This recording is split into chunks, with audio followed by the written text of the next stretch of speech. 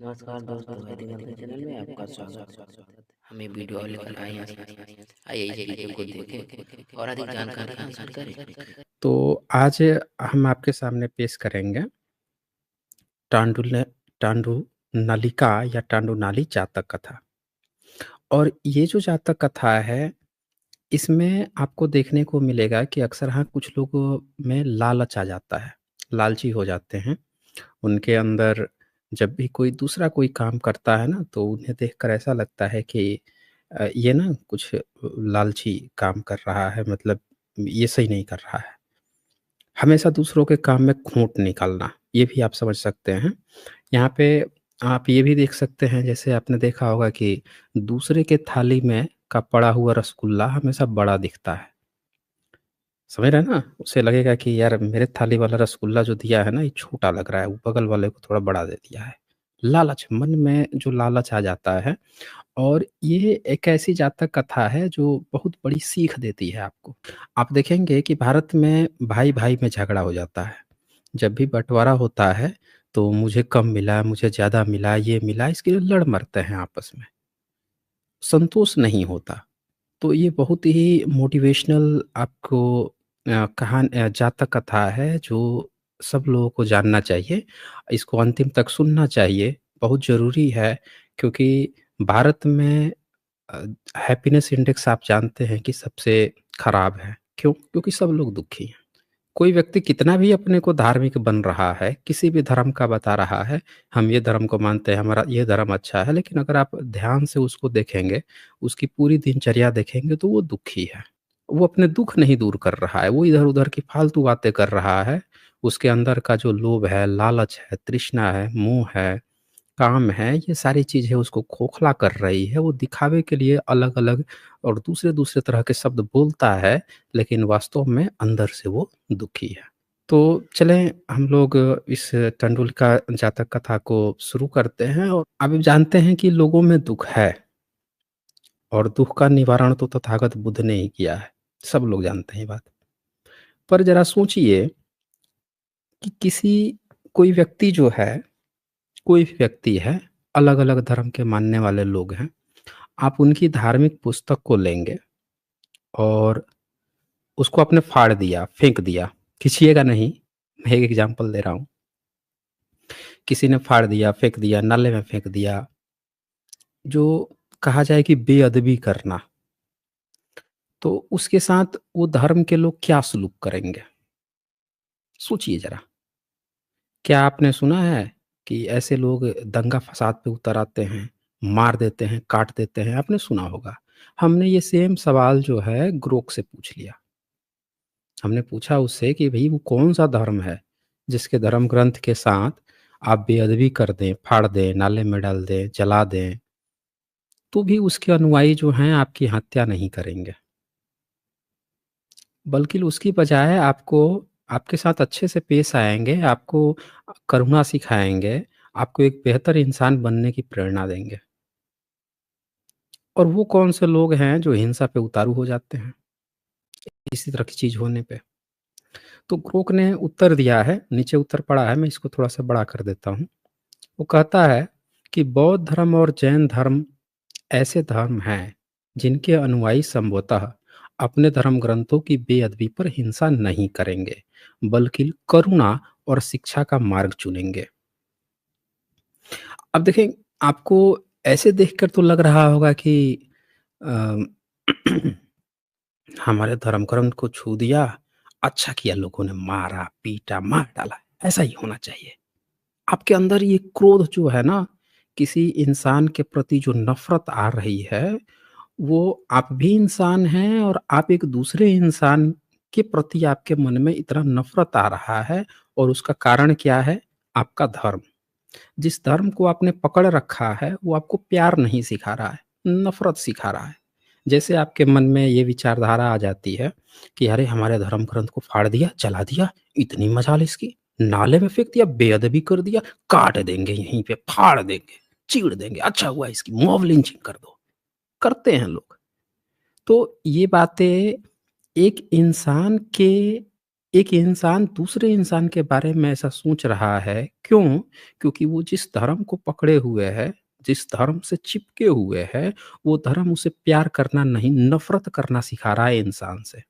अन्यथा उसके मन में पता है क्या विचारधारा आती? उसके मन में ये विचारधारा आती कि अच्छा, वो इंसान था, उसने अगर कुछ गड़बड़ कर ही दी, तो हम लोग उसको वो करेंगे, अ, रिहैबिटेट करेंगे, हम उसको सुधारेंगे, उसको समझाएँगे, उसे करुणा का रास्ता, उसको सही मार्ग दिखाएँगे कि उसे ऐसी चीज़ें नहीं करनी चाहिए। किताब का क्या है, वो तो कागज़ पे छपा हुआ है, फिर से छप जाएगा।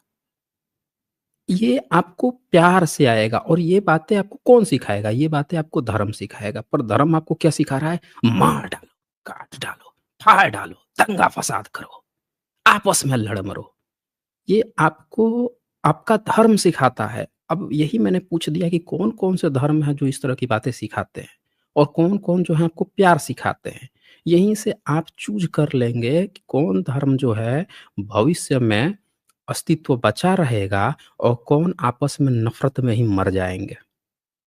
तो उसने 2 ही धर्म का नाम लिया, बुद्ध धर्म और जैन धर्म। बोला कि ये लोग इनके धर्म ग्रंथों की बेअदबी होने पर भी हिंसा नहीं करते, इनका धर्म इन्हें नफ़रत करना नहीं सिखाता। प्यार-मोहब्बत करते हैं और करुणा और शिक्षा का ही मार्ग चुनेंगे ये। वो बोलते हैं बौद्ध धर्म में मेट्टा यानी प्रेम कृपा और जैन धर्म में अहिंसा पे जोर है, जो शांतिपूर्ण प्रतिक्रिया को बढ़ावा देता है। उदाहरण के लिए अब ये बोलता है कि एक जैन का एग्ज़ाम्पल देता है कि उसके मंदिर को ध्वस्त कर दिए, कुछ कर दिए, तो उन्होंने कानूनी वगैरह प्रतिक्रिया ये की। वहीं उस बताता है एग्ज़ाम्पल देता है कि इस्लाम और सिख धर्म, इनके कुरान या गुरु ग्रंथ की बेअदबी पर ये बहुत सांस्कृतिक राजनीतिक हिंसा देखने को मिलती है। जैसे 2023 में डेनमार्क में कुरान जलाया गया, तो उस पर दंगा भड़क गया। मुस्लिम सारे दंगा-फ़साद पर उतर आए। अभी भी उनके मोहम्मद पे कोई फ़िल्म बन जाए या कोई चित्र बना दे, तो दंगा-फ़साद पे उतर आते हैं। धर्म को लेकर कट्टर है, उनका धर्म जो है इंसान से प्यार करना नहीं सिखाता है, बल्कि नफ़रत करना। क्या वो सिखा रहा है? क्या वो इसीलिए उतर जा रहे हैं? ये क्वेश्चन्स हैं।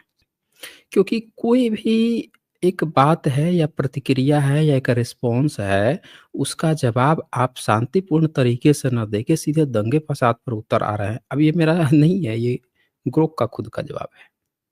तो ये यहाँ पे मैं आपको दिखाना चाहता था कि ये चीज़ हमें समझने की ज़रूरत है कि कौन से वो धर्म हैं जो भविष्य में बचे रहेंगे, जो आपको प्यार-मोहब्बत दिखाते हैं। कौन आपको अंदर से तुरंत ही बौखलाहट पैदा कर देता है, प्रेम नहीं सिखा पा रहा है। आपके अंदर तुरंत बौखलाहट आ जाती है, तुरंत क्रोध उफान मारने लगता है। आपको क्या लगता है? बड़ा अच्छा लगता होगा कि अच्छा, ये किया ना, और मार देना चाहिए, काटना है, सब किए हैं ना, बहुत अच्छा किए हैं। अगर आपके मन में ऐसी विचारधारा आती है, तो ये आपकी गलती नहीं है, आपके धर्म की गलती है, जो आपके अंदर इस तरह की बातें फ़ीड कर रहा है। आपको महसूस नहीं हो रहा है। बीमार को कभी भी बीमारी महसूस नहीं होती है। समझ रहे हैं ना? अब कुछ ऐसी बीमारियाँ होती हैं, जैसे फ़ीवर आ गया तब आपको महसूस होगा, लेकिन जो दिमागी बीमारी होती है, वो जल्द महसूस नहीं होती है। आप लगेगा कि आप तो स्वस्थ हैं, क्योंकि आपको बीमारियाँ देखने की आदत फ़िज़िकल है। मेंटल बीमारी जो है, वो देखने की आपको आदत है नहीं। तो आप मेंटल बीमार हैं, लेकिन आप पहचान नहीं पाते हैं। चलें, अब आगे बढ़ते हैं।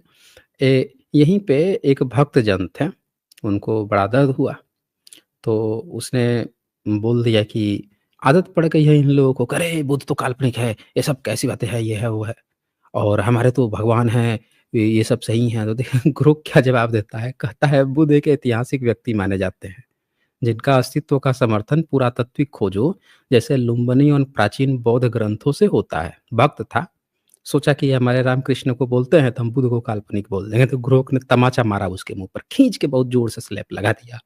लेकिन अब क्या किया है यहाँ पे कि वे 6वीं 5वीं शताब्दी ईसा पूर्व में जीवित थे। दूसरी ओर अब उसका भी नाम ले लिया कि लो भैया, तुम्हारे रामकृष्ण, दुर्गा और काली के इतिहासकार मुख्य रूप से पौराणिक मानते हैं, यानी काल्पनिक मानते हैं, क्योंकि उनके ऐतिहासिक अस्तित्व के कोई ठोस सबूत नहीं है। बस वे हिंदू धर्म के प्रतीक चिन्ह है, आध्यात्मिक और सांस्कृतिक हैं बस, काल्पनिक है। सीधे-सीधे बोल दिया, बुद्ध को ऐतिहासिक बता दिया, मुँह पे तमाचा पड़ गया बेचारे के। अब इसके बाद से एक जन ने पूछा कि ये साइंस जर्नी जो हैं इनकी हम इनसे क्या हम लोग कुछ सीख सकते हैं? क्योंकि कई सारे लोग जो हैं ये भी पूछ लेते हैं। तो एक कोई मित्रा जी हैं, इन्होंने पूछा, हेलो ग्रोक, साइंस जर्नी और रेशनल वर्ल्ड जैसे यूट्यूब चैनलों पर तुम्हारे सीखने के लायक कौन-सी विशेष बात है? इन्होंने पूछा कि भई हम लोग तो सीखते ही सीखते हैं, तुम क्या सीखोगे ग्रोक? बताओ, साइंस जर्नी और रेशनल वर्ल्ड यूट्यूब से। तो देखिए क्या जवाब देता है। कहता है, नमस्ते साइंस जर्नी से मैं इतिहास, मानव विज्ञान और विज्ञान के बारे में गहन जानकारी सीख सकता हूँ। जैसे प्राचीन सभ्यताओं का प्रभाव। यह मुझे जटिल विषयों को सरलता से समझाने की तकनीक भी सिखाता है। तो देखिए साइंस जर्नी के बारे में रिव्यू दिया ग्रोक ने ये बात। फिर रेशनल वर्ल्ड के बारे में कहता है कि मैं तार्किक सोच सीखूंगा रेशनल वर्ल्ड से, अंधविश्वासों को दूर करने और संवेदनशील विषयों पर संतुलित जवाब देना सीख सकता हूँ। दोनों चैनल हिंदी भाषी दर्शकों के लिए हैं जो मुझे सांस्कृतिक संदर्भ समझने और उपयोगकर्ताओं के लिए प्रासंगिक जवाब देने में मदद करते हैं। तो चले ये तो ग्रोक का जवाब था। अब हम आ जाते हैं अपने जो आज हम लोगों का जातक कथा स्पेशल है उस पर आ जाते हैं और टांडू नाली का जातक कथा जो है उसके बारे में देखते हैं क्या है दरअसल। अब ये भी कहानी श्रावस्ती की है। बताया जाता है कि श्रावस्ती में वहाँ पे जेतवन था, वहाँ पे बुद्ध आए हुए थे और जैसा कि मैंने पहले भी बताया है कि जातक कथाएँ बाद में लिखी गई हैं, बुद्ध के नाम पर लिखी गई हैं और इस तरह से लिखी गई हैं कि अ, कहीं लोग सीख सके, भिक्षु भी सीख सके, आने वाली जनरेशन भी सीख सके। तो ये जो जातक कथा है ये बेसिकली लालच के ऊपर दिखाई गई है। हुआ क्या था कि जितने भी बुद्धिस्ट महाविहार होते थे या बुद्ध के समय जो भिक्षु लोग होते थे, तो चूँकि वो लोग जंगल में रहते थे, वनों में रहते थे, तो वहाँ पे क्या होता था कि अगल-बगल के गाँव वाले जो होते हैं, वो भोजन पहुँचाते थे। कई गाँव के गाँव जो हैं, वो भोजन पहुँचा देते थे उनको कि आप लोग इसको खाइए। तो जब भोजन आता था, तो क्या करते थे कि वहाँ पे भोजन प्रबंधक किसी को बना दिया जाता था, किसी भी मॉन्क को।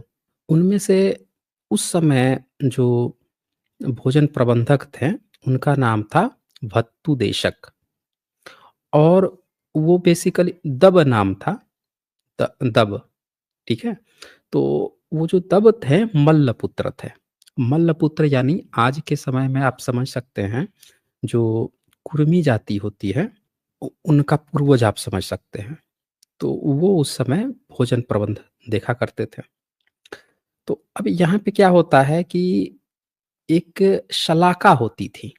शलाका आप समझते हैं? शलाका मतलब कि जैसे टोकन सिस्टम आपने देखा होगा, कई जगह आप गए होंगे खाना खाने के लिए, तो वहाँ पे ना टोकन दिया जाता है। आप टोकन वहाँ से लेते हैं, फिर जाके भीतर टोकन दे देते हैं और वो उसके बदले में आपको भोजन दे देता है। तो उसी तरह से अलग-अलग जगहों से जहाँ-जहाँ से खाना आता था, तो हर खाने के लिए टोकन दे दिया जाता था। अब मान लेते हैं किसी व्यक्ति ने 5 व्यक्ति का खाना भेजा है, किसी ने 10 व्यक्ति का भेजा है, किसी ने 15 व्यक्ति का भेजा है, तो टोकन सबका बन जाएगा। अब जिसका 5 का बना है टोकन, वो 5 लोगों को दिया जाएगा। तो वो जो 5 वाला व्यक्ति का जो खाना है, उस टोकन को देख के उन्हीं 5 व्यक्ति को मिलेगा।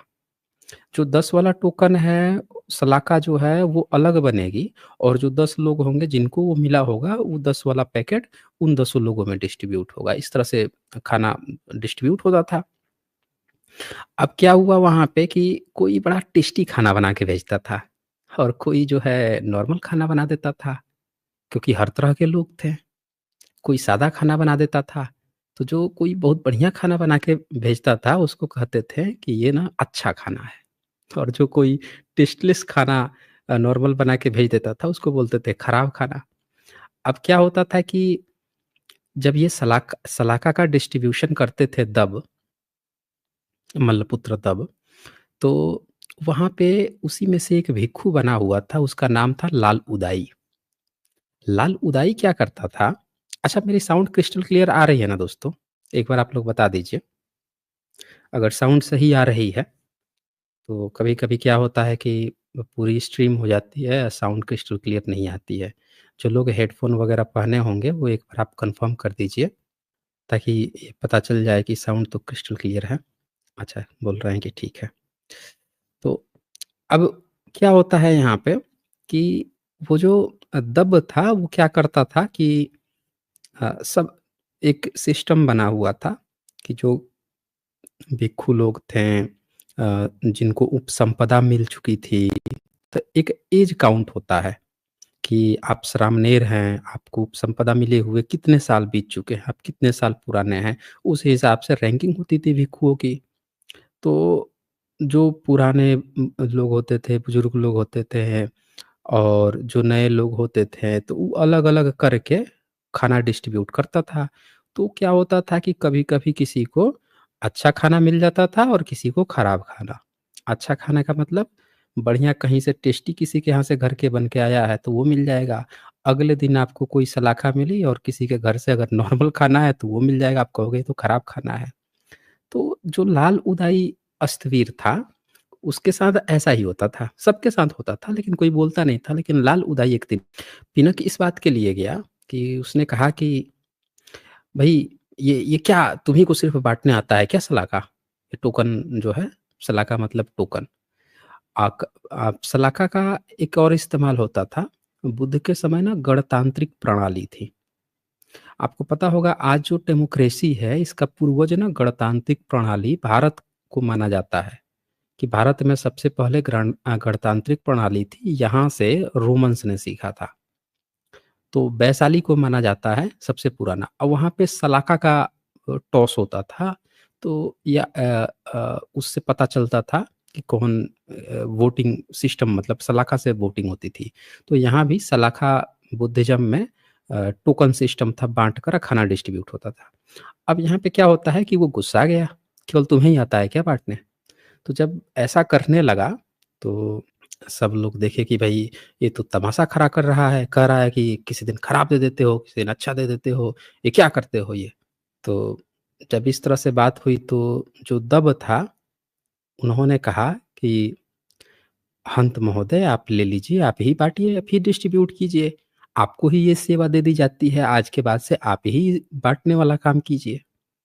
तो हंत को दे दिया गया। मतलब इसको अ, जो लालूदाई था उसको दे दिया गया बाँटने का काम, कि आज से आप बाँटेंगे, आप टोकन सिस्टम बाँटिए। तो अब ये नया नवेला था, भड़क तो गया, जानकारी कुछ थी नहीं कि किन अस्तवीरों को जो पुराने लोग हैं उनको कैसे बाँटना है, किस तरह से बाँटना है, क्या करना है, किस उम्र के हैं, जो नए आए हैं उनको कैसे बाँटना है। जाके कहीं पे लकीर खींच देता था, फिर आते थे भिक्षु लोग उस लकीर में जब खड़े होते थे तो लकीर कम पड़ जाती थी क्योंकि ऐज के हिसाब से एक ऐज के हिसाब से वो लकीर कम पड़ गई, किसी में कम लोग हैं एज ग्रुप में वहाँ पे ज़्यादा हो गया। तो बहुत तरह की विसंगतियाँ आने लगी, विसंगतियाँ आने लगी और ये अपने नियम चलाने लगा कि मैं इतना ही बाँटूँगा, मैं रेखा देखूँगा, मैं ऐज नहीं देखूँगा, मैं ये नहीं करूँगा। अब क्या हुआ उससे कि वहाँ के जितने भिक्षु लोग थे उनमें ज़्यादा असंतोष फैल गया। पहले तो सिर्फ़ इसी में असंतोष था, अब क्या हुआ कि सारे भिक्षुओं में असंतोष फैल गया। तो जब ज़्यादा असंतोष फैल गया, अब क्या हो? तो जब भिक्षु लोग इस पर ही भड़क गए तो इसको क्या हुआ, वहाँ से आप देख सकते हैं यहाँ पे, उसके कम होने पर रेखा नीचे हो जाती, अधिक होने पर ऊपर। वह सीमा का ख़्याल न कर रेखा के चिन्ह के अनुसार सलाखा बाँटता, तब उसे भिक्षु कहते आयुष्मान लाल उदाई, रेखा चाहे ऊपर हो चाहे नीचे, लेकिन अच्छे भोजन मिल चुकने की सीमा अमुक वर्ष के भिक्षुओं तक है, खराब भोजन मिल चुके अमुक वर्ष के भिक्षुओं तक। लाल उदाई खींच कर उत्तर देता, यदि ऐसा है तो यह रेखा यहाँ किस लिए है? मैं तुम्हारा विश्वास थोड़े ही करूँगा, मैं तो लकीर पर विश्वास करूँगा। तब नए भिक्षुओं ने और श्रामणेरों ने उसे आयुष्मान लाल उदाई तेरे सलाखा बाँटने पर भिक्षुओं की लाभ की हानि होती है। तू बाँटने के योग्य नहीं, यहाँ से निकल कर सलाखा बाँटने की जगह से निकाल दिया। उस समय सलाखा की जगह पर बड़ा कोलाहल हो गया। तो सब भड़क गए भिक्षु लोग और फिर उसी को हटा दिए। जब हटा दिए तो वहाँ पे कोलाहल हुआ, तो बुध तक खबर पहुँची। बुध ने देखा कि अच्छा ये क्या हो रहा है? खाना खाते समय भिक्षु संघ में हंगामा काहे चल रहा है? तब लोगों ने उनको बताया कि ये कोलाहल जो है, अस्थविर लाल उदाई जो है उसके कारण से हो रहा है। वो जो है उसके अंदर लाभ-हानि उसको समझ में नहीं आ रहा है और वो क्या कर रहा है, थोड़ा-सा लालची हो गया है, इस तरह की बातें। तब उसको एक कहानी सुनाते हैं। तथागत जो है, यहाँ पे एक कहानी सुनाते हैं जिसको अतीत कथा कही जाती है। यहाँ पे क्या प्रसंग बना? प्रसंग बना कि एक भिक्षु को दिखाया गया कि अगर किसी में लालच आ जाए किसी बात को लेकर, बुद्धिज़्म में खाने को सिर्फ़ शरीर का पोषण माना गया है। टेस्ट, स्वाद नहीं माना गया है, जो जैसा खाना दे देगा। यहाँ तक कहा गया है कि भिक्षु लोग शाकाहारी रहते हैं, लेकिन अगर किसी ने मांस भी परोस दिया आपको, दे दिया, तो आप खा लोगे। ये तक है बुद्धिज़्म में, खाने को नहीं मना करना है। तो अब यहाँ पे क्या होता है कि उसको एक अतीत कथा सुनाते हैं। तो अतीत कथा में जैसा कि आप जानते हैं कि बुद्धिज़्म की जातक कथाओं में ज़्यादातर कथाएँ जो हैं, वो बनारस से शुरू होती है, वाराणसी में। और राजा ज़्यादातर बृहदत्त का ही नाम आता है। ये वही बृहदत्त है जिसको ये लोग क्या किए हैं कि बार-बार परशुराम ने शुंग ने हत्या कर दी, बृहदत्त की हत्या कर दी। ये सब नाम अपने आप से उठा के कहीं से कहीं का रोड़ा, कहीं की मिट्टी कहीं का उठा-उठा के जोड़ के अपनी काल्पनिक कहानियाँ बुन रखा है सब लोगों ने। ये बृहदत्त नाम जो है हमेशा वाराणसी में आता है और जातक कथाओं में आता है, वहाँ का राजा है। अब यहाँ पे क्या होता है कि उसने ना अपना एक अर्धकारक रखा हुआ था। राजा बृहदत्त जो है, वाराणसी का राजा अर्धकारक रखा था। अर्धकारक का काम क्या था कि वो जितने भी जो सामान खरीद होती थी, आयात या निर्यात होता था, उन सारे सामानों की वो दाम तय करता था। तो यहाँ पे दिखाया गया है कि बोधिसत्व बताया गया है। अब कहानी है, दोनों कहानियों को आपस में मर्ज करना पड़ेगा। मर्ज करने के लिए एक लिंक होना चाहिए, लिंक के लिए उसको बोधिसत्व बताया गया उस कहानी में। तो बोला गया कि वो अर्धकारक जो है बोधिसत्व था जो राजा के यहाँ काम करता था, मूल्य निर्धारित करता था। तो अब क्या होता था कि जो भी हाथी आते थे, घोड़े आते थे, मणि आता था, स्वर्ण आता था, सबका जो सही-सही मूल्य होता था, वो तय करता था। उचित मूल्य होता था, वो तय करता था और वो पैसा दिलवाता था राजा के खजाने से। अब राजा जो है उसके मन में ना लालच था। सोचता था कि यार ये हम तो राजा हैं, अगर ये जितना दाम बताता है, अगर थोड़ा कम बता दे, तो सामने वाले का तो अब हिम्मत है नहीं मोल-भाव करने का। क्योंकि ये तो एक प्रतिष्ठित पद है, जो तय कर देगा उसी में बिकेगा, लेकिन ये एकदम सही रेट ही में क्यों बेचता है? अगर कम में बेचता तो हमारा पैसा बच जाता, हम लोगों को सस्ता माल मिल जाता। कुछ गड़बड़ कर रहा है, इसको ना हम हटाते हैं और एक ऐसे व्यक्ति को बुला के लाते हैं, मूर्ख को। आप ब्राह्मणवादियों को देख सकते हैं, ब्राह्मणवादी क्या करते हैं सब, जो बुद्धिज़्म के नेगेटिव किरदार है उसको अपना पिताजी मानते हैं। तो जैसे राजा यहाँ पे नेगेटिव सोच रहा है कि एक ऐसे मूर्ख को लेके आएँगे, चूँकि मूर्ख होगा तो मेरी हर बात मानेगा। तो ब्राह्मणवादियों को भी देखेंगे तो वो हमेशा क्या करेंगे, एक मूर्ख को पकड़ के आपके सामने खड़ा कर देंगे आपका। कहेंगे इसी को ना अपना नेता मान लो, लीडर मान लो, सब अच्छा है और वो मूर्ख जो है उन्हीं के अनुसार अपना सारा काम करेगा। आप उसको खुश होके हमारी जाति का है, हमारी जाति का है, चलो हम इसको तो राजा बना देते हैं, वोट देते हैं और वो मूर्ख जो है उनका पिछलग्गू बन के उनका काम करते रहेगा। तो डिट्टो यहाँ पे आप ये भी देख सकते हैं। राजा क्या किया, खिड़की खोला, बाहर देखने लगा। कौन मूर्ख हमको दिखता है, मूर्ख होगा, अक्ल बुद्धि होगी नहीं तो जैसा-जैसा कहेंगे वैसा-वैसा करेगा। एकदम भाड़े का टट्टू बन के रहेगा। कह देंगे कम में बेचो तो कम में बेचेगा। तो उसको एक मूर्ख दिखा, एक लोभी मूर्ख गँवार टाइप का एक दिख गया। तो क्या किया कि ये जो अर्धकारक थे बोधिसत्व तो इनको हटा दिया, उसको मूर्ख को, गँवार को जो था उसको बुला लिया। अब बोला कि बता तू हमारे दाम लगाने का काम करेगा? अब वो बेचारा सुन के ही ऐसे ही चने के झाड़ पे चढ़ गया कि हमारे जैसे मूर्ख गँवार को कौन नौकरी देगा? और ये राजा तो हमें सरकारी पोस्ट दे रहा है। तुरंत ही हाँ में हाँ भर दिया, हाँ हुजूर एकदम करेंगे, बढ़िया करेंगे। तो कहता है देव कर सकता हूँ। राजा ने अपने धन की रक्षा करने के लिए उस मूर्ख आदमी को अर्धकारक के पद पे स्थापित कर दिया। अब यहाँ पे क्या होता है कि जितने भी लोग आते थे सामान लेके, हाथी, घोड़ा, जो भी मड़ी, माणक्य जो भी सबका कम-कम दाम लगाता था। अब वो बेचारे सोचते थे कि फिर यहाँ से हम लौट के जाएँगे, दूसरे जगह जाएँगे, वहाँ पे भी कहीं कम दाम लगा तो चलो अब सस्ते में ही बेच देते हैं। अब इतना कौन इधर-उधर करेगा? और मोल-भाव क्या करना है? ये तो राजा का सरकारी आदमी है, कहीं राजा हम लोगों को यहाँ पे आगे से बैन ना लगा दे, आने ही ना दे व्यापार करने के लिए। तो वो बेचारे सस्ते में ही उसको बेचने लगे, देने लगे। अब एक दिन एक उत्तरा पटक से, सरहट्टी से एक व्यापारी आया, 500 घोड़े साथ में लेके आया था।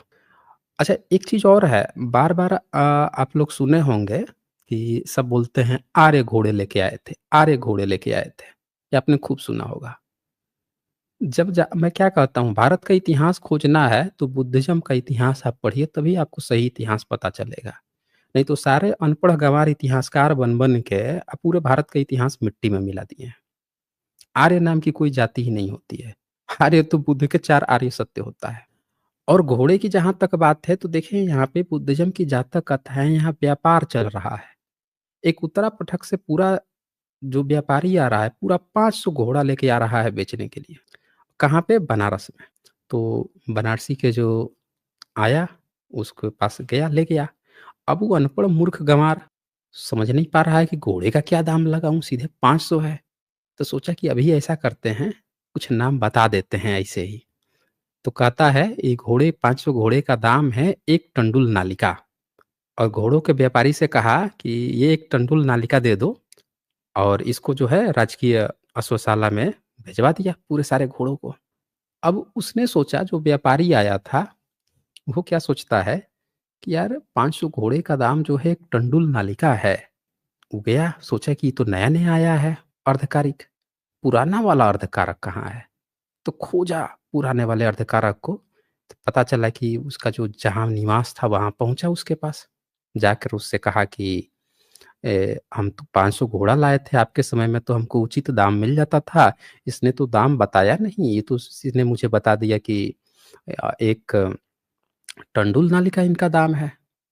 तो जो पुराने वाले जो अर्धकारक थे यानी जो बोधिसत्व थे, उन्होंने कहा कि कोई बात नहीं है, आप ऐसा करो कि उसको जाओ और थोड़ा-सा उसको रिश्वत दो। अब ये रिश्वत देने की बात क्यों आ रही है? उसकी परीक्षा के लिए कि वो कितना सही है, कितना गलत है। तो कहे कि जाओ उसको रिश्वत दो और रिश्वत दे के उससे कहना कि जो टंडुल नालिका है वो इसके फ़ेवर में कर दे। इसको समझ में आ गया कि हाँ, बड़ी अच्छी बात है। गया उसके पास और अर्धकारक जो है वो मूर्ख था, गँवार था, उसको घूस दिया। पैसा देख के उतना एकदम गदगद हो गया वो। ऐसे ही मूर्ख था, एकदम खुश हो गया, मस्त हो गया।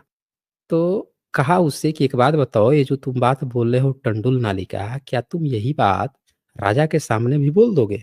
तो बोला हाँ, हाँ, एकदम बोल देंगे। तो अगला दिन घोड़े का व्यापारी जो है राजा के पास गया। राजा के पास जाके कहता है कि सब आ गए, ये भी जो पुराना वाला था वो भी आया, सारे मंत्री लोग भी आए राजा के पास कि भैया घोड़े का व्यापारी आया है, तो क्या है, क्या मूल है? तो बोला कि हुजूर इसने तो मुझे टंडुल नालिका का मूल बता दिया है, लेकिन मैं ये नहीं समझ पा रहा हूँ कि एक टंडुल नालिका जो है उसका कितना रुपया पैसा मिलेगा हमको? मतलब उस समय के हिसाब से जो भी रुपए का यूनिट होगा, अमाउंट होगा, वो कितना हमको मिलेगा ये हम समझ नहीं पा रहे हैं। वो बोला कि अच्छा ऐसी बात है, बुलाओ उसको अर्धकारक को। राजा बोला, गए सब पकड़ के लाए अर्धकारक को। तो राजा पूछता है उससे कि बताओ अर्धकारक ये 500 घोड़ों का क्या मूल्य है? देव, देव बोलते थे, राजा को देव बोला जाता था। जिसको भी डाउट है देख सकते हैं, जवाब क्या दे रहा है? देव। सम्राट अशोक क्या इंस्क्रिप्शन में लिखवाते थे? देवान पियन पियदसि, देवान पियन यानी कि जो देव है, देवों का प्रिय, देव कौन किसको कहा जाता था? राजा को या भिक्षुओं को जो उच्च है, प्रिय मतलब जो उच्च है, सम्मानित है उसको देव कहा जाता था। तो यहाँ पे अब क्या होता है कि वो बताता है कि टंडुल नालिका, बोलता है कि अच्छा ठीक है, टंडुल नालिका तो 500 घोड़े का हुआ। तो ये बताओ एक टंडुल नालिका का कितना मूल्य हुआ? मूर्ख था उसको वो क्या, वो तो टाइम काटने के लिए बोला था। तो क्या बोलता है वो, टंडुल नालिका का मतलब है भीतर बाहर वाराणसी, मतलब पूरा बनारस। तो राजा जो है वो सोचता है कि क्या बोल रहा है ये? पहले तो बोला इसने कि टंडुल नालिका है, अब कह रहा है कि टंडुल नालिका का मतलब हुआ भीतर बाहर यानी पूरा वाराणसी। अब जो बनारस था उस समय, अब देखिए इसको पढ़ के, जातक कथा को पढ़ के आपको बनारस का भौगोलिक जो आज से 2500-2600 साल पहले था वो आपको पता चलेगा। तो यहाँ पे बताया जाता है कि उस समय वाराणसी शहर 12 योजन का था और पूरा उसके आगे पीछे इर्द गिर्द में 300 योजन। एक योजन लगभग 8 से 10 किलोमीटर के करीब होता है। 8 से 14 किलोमीटर कहा जाता है, 10 किलोमीटर ऑन एवरेज समझ लीजिए। तो जो काशी बनारस जो शहर है, उससे ठीक 13 किलोमीटर पे सारनाथ है।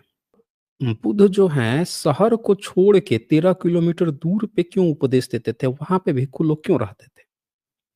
उसका कारण ये था कि भिक्षु लोग हमेशा ही शहर से बाहर रहते थे।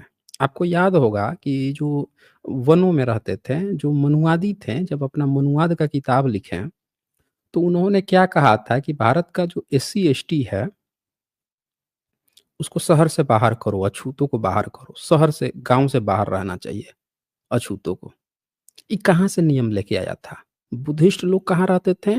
शहर में नहीं रहते थे, शहर से जस्ट थोड़ा बाहर रहते थे, 10, 11, 13 किलोमीटर। महाबोधि महाविहार अभी जो चल रहा है आंदोलन, उसको भी आप ध्यान से देखिए। गया शहर से कितना दूर है? 13-14 किलोमीटर दूर है ना?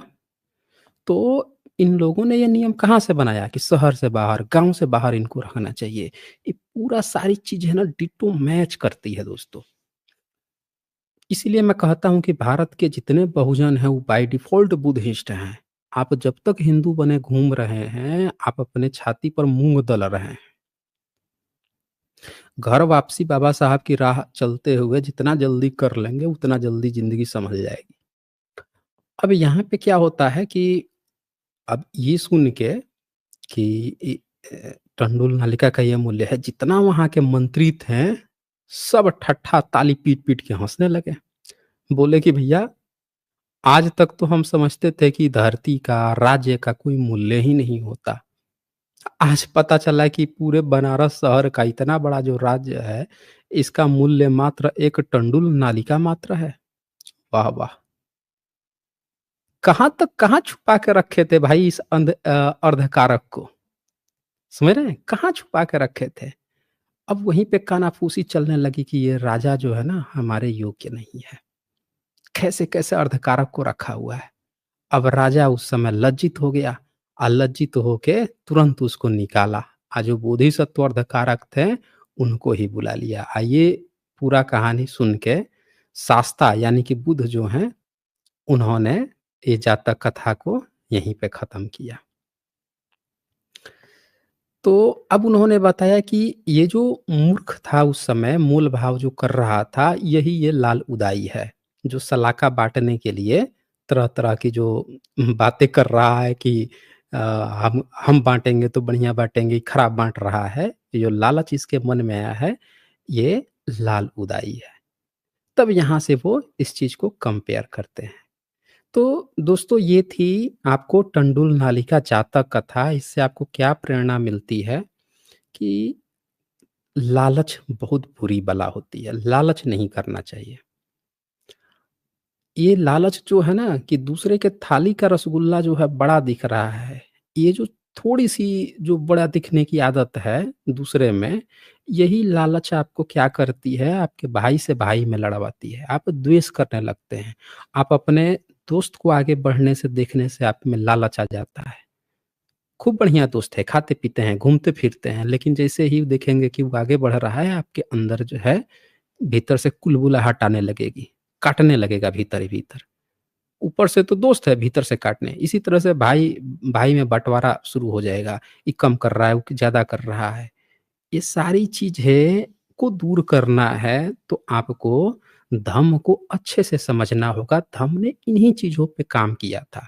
यही कारण था कि भारत को हमेशा ही गोल्डन कहा गया, बुद्धा के समय में गोल्डन पीरियड कहा गया कि यहाँ के लोग जो हैं आपस में नहीं लड़ते झगड़ते, व्यापार पे ध्यान देते थे, कारोबार पे ध्यान देते थे। आज भारत के सब लोग दुखी हैं क्योंकि हम धम्म को भूल गए। धम्म की शिक्षाएं जितनी भी थी, एक एक जातक कथा, अब चूंकि इसमें बुद्ध को जोड़ दिया गया। क्यों जोड़ दिया गया? ताकि लोग ना, अगर इसको सिंपल दूसरे से कहानी में बना के दिखाया जाता लोगों को, तो लोगों को नहीं समझ में आता। पर ये कह दिया गया कि देखो, पहले पूर्व जन्म में बुद्ध ऐसे थे, उन्होंने ये चीज़ किया था, तो लोगों में बुद्ध एक ब्रांड की तरह आ गए। अच्छा, बुद्ध की बात हो रही है, बहुत बढ़िया होगा फिर। तो इस तरह से भिक्षु संघ ने लोगों के भीतर के लालच को दूर किया था। बहुत बारीकी से काम किया गया था आपके लोभ को, लालच को खत्म करने के लिए, मोह को खत्म करने के लिए, ईर्ष्या को खत्म करने के लिए। आज कोई इस पर काम नहीं कर रहा है, सब और भड़का रहे हैं।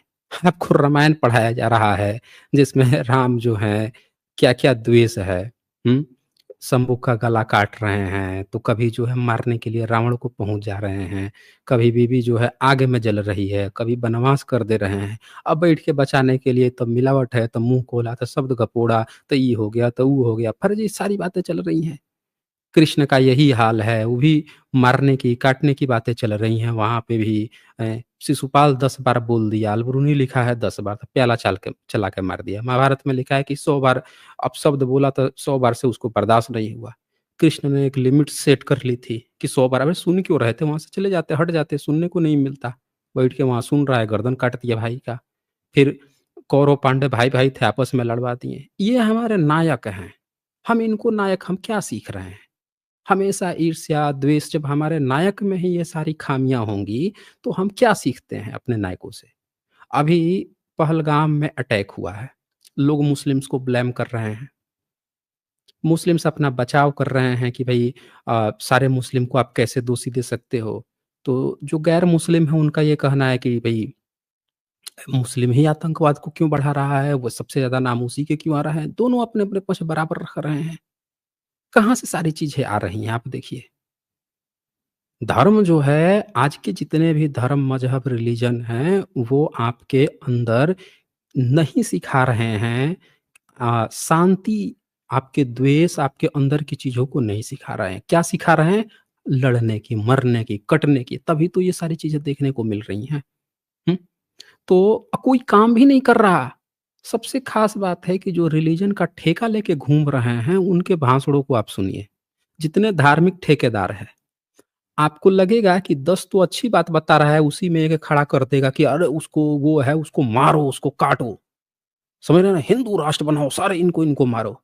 आप वही मुस्लिमों को सुने, अरे यहूदी बड़े खतरनाक होते हैं, ये होते हैं, हम एक ये मुस्लिम राष्ट्र बनाएँगे। आप यहूदियों को सुने तो यहूदी कहेंगे कि ये कर दो, वो कर दो। सब अपने-अपने गाना गा रहे हैं, हर धर्म गा रहा है, नफ़रत सिखा रहा है। मानव-मानव से नफ़रत सिखा रहा है, दोस्तों। कोई भी व्यक्ति आपको ये नहीं सिखा रहा है कि सबसे प्रेम करो, जीवों से प्रेम करो। कोई नहीं सिखा रहा है। कहानियाँ सबके पास बहुत सारी हैं। कह रहे जीव से क्या प्रेम करना है, जीव से घोड़ा घास से दोस्ती करेगा, उसको काटेंगे नहीं, रेतेंगे नहीं, खाएँगे नहीं। अरे भैया खा लो, तुम उसको मार के खा लो। प्रेम करना कब सीखोगे? यहाँ तो तुम बचा लिए। प्रेम करना कब सीखोगे? आपके ही भाई जब आतंकवादी बन के आते हैं, वहाँ पे क्या एक्सक्यूज़ दोगे? ये बातें, किसी से भी प्रेम करने, जीव-जंतुओं को बचाने की बातें सिर्फ़ जीव-जंतु के बचाने की बात नहीं है। आपके अंदर वो बातें प्रयोजित करनी है कि आपके अंदर मानवता, ह्यूमैनिटी आए। सिर्फ़ एक जीव को मार रहे हो, कल इंसान को मार रहे हो, किसको-किसको बचाओगे? मांस खाना अलग बात है, किसी को मारना अलग बात है, हत्या करना अलग बात है। समझे ना? मांस खाना अलग बात है, दोनों को लोग एक समझ के जस्टिफिकेशन देने लगते हैं। तो दोस्तों, ये था आज का टांडुली नाली चातक। और यहाँ पे अगर किसी का कोई प्रश्न हो तो वो पूछ सकते हैं, नहीं तो फिर मैं इसको एंड करूँगा। यहाँ पे गिरीश चंद्रा यहाँ पे लिख रहे हैं, सलाका यानी टिकट, लकड़ी की स्लिप, बुद्धिस्ट व्यापारी थे। ये सारे शब्द गायब कर दिए गए। वैदिक व्यापारी नहीं थे। वे अपने मुगल भैया के अरबी फारसी शब्द भारतीय लोगों पे घोपे थोपे। बिल्कुल सही कह रहे हैं गिरीश चंद्र। चलिए, पहली बार आपने बिल्कुल सही बात कही है। ब्राह्मणवादियों का काम है आज जितने भी शब्द इस समय चल रहे हैं, सब अरबी फ़ारसी के। बुद्धिस्ट की सारी शब्दावली ब्राह्मणों ने गायब कर दी है। समझ रहे हैं ना? क्योंकि उनको भारत में बुद्धिज़्म के सिविलाइज़ेशन से उनको दर्द है, क्योंकि वो इक्वालिटी की बात करता है। अरबी, फ़ारसी या इससे इनको ये फ़ायदा है कि इससे या तो मुस्लिम रहेगा, अमुस्लिम से नफ़रत करा के ये सबका बॉस बने रहेंगे। तो इनको ये अपने फ़ायदे के लिए इन्होंने एक नकली धर्म इजाद कर लिया, ब्राह्मण धर्म, जिसको अब ये हिंदू-हिंदू कह रहे हैं। भारत का एक्चुअल जो धर्म था वो बुद्धिस्ट ही था।